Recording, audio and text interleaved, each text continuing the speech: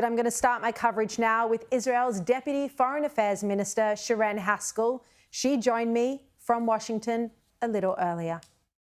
Sharren, thank you so much for your time. This has been an unbelievable day. What's Israel's reaction to Trump's plan to relocate Palestinians and have the US take over Gaza?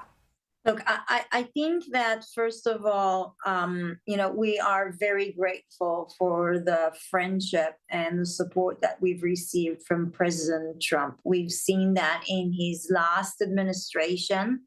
I don't think Israel had a better friend than Trump. He brought, the Abraham Accords, where no one really believed that something like that is possible. Everybody thought that was a fantasy, but he actually locked that in, and he created peace and stability in the Middle East.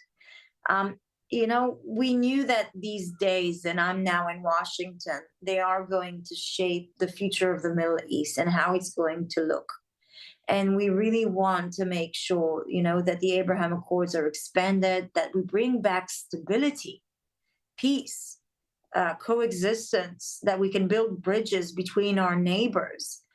And I think that with his statement, I think it's pretty obvious that President Trump is committed to that.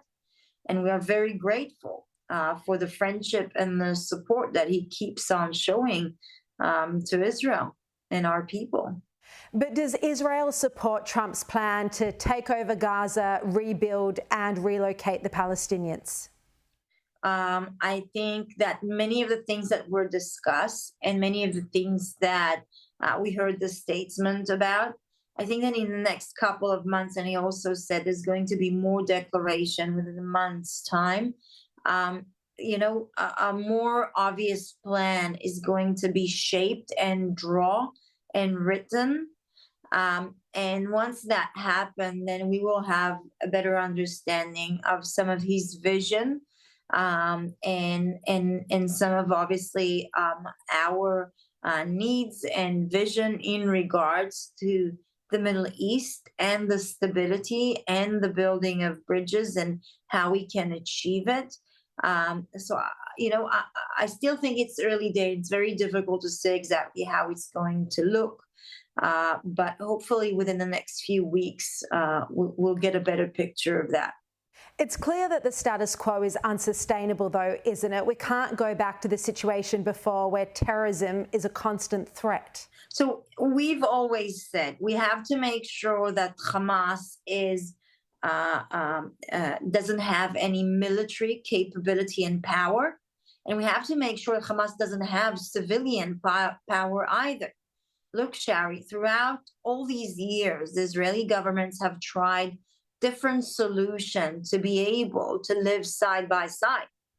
We tried a territorial solution because some people thought this is a territorial conflict. So we disengaged from Gaza, evacuating every single living Jew from this area, withdrawing all of our troops, giving them an autonomy to build a Singapore or, a Hong Kong. But instead, they actually democratically elected a terrorist organization that's on its platform has swore to completely obliterate the state of Israel and annihilate the Jewish people inside Israel and outside. So the territorial solution, it didn't give us the answer. It actually blew up in our faces. And then we tried economical prosperity, where we gave working permits for Palestinians to come and work in Israel. There was a lot of money and funds that were invested in Gaza. And that economic future and prosperity and idea didn't work either. Okay?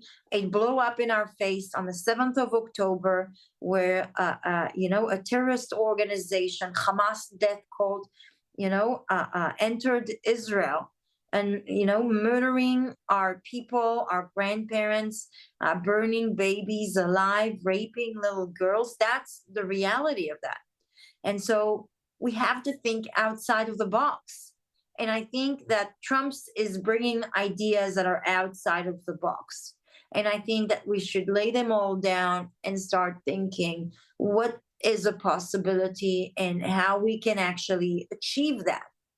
Sharren, would you need the support of the Arab nations? I mean, you'd ideally surely want the involvement of Saudi Arabia, Jordan, Egypt and so on in the governing of Gaza? Well, we understand that to create stability, real stability, we need to create cooperation with some of our neighboring countries as well. And we are really hoping for that. When Trump is speaking about expanding the Abraham Accord, he speaks exactly about that, building bridges. We don't want our neighbors to be our enemies. We want to be able to live side by side. And so I think that the international community needs to understand that the ideas that were brought time after time, again, the same ideas have completely failed. And that it is time to think outside of the box and to lay down these options.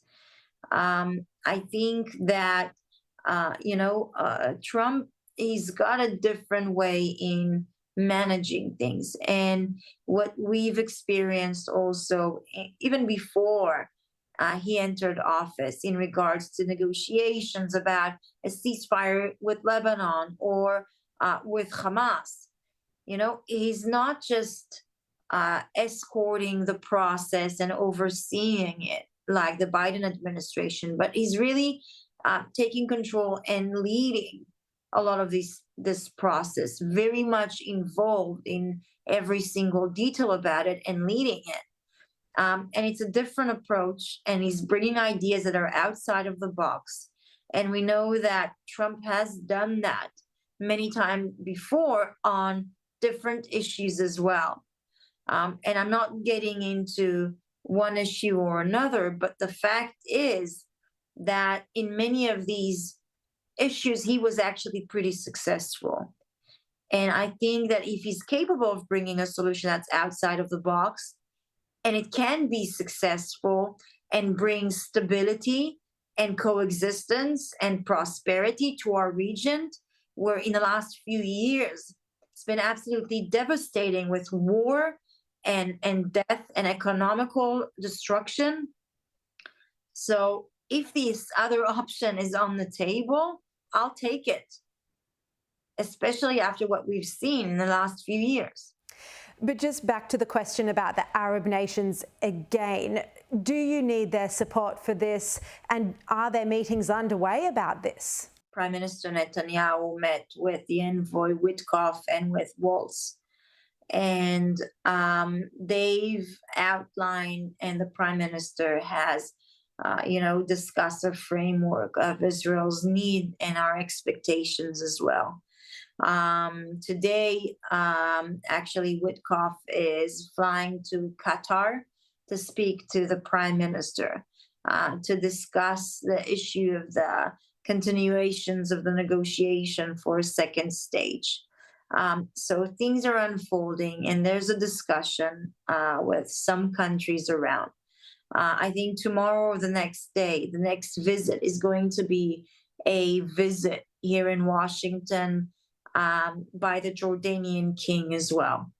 So he's not waiting. Sharren, Haskel, really appreciate your time late at night in Washington on such a historic day. Thank you very much, Sharri.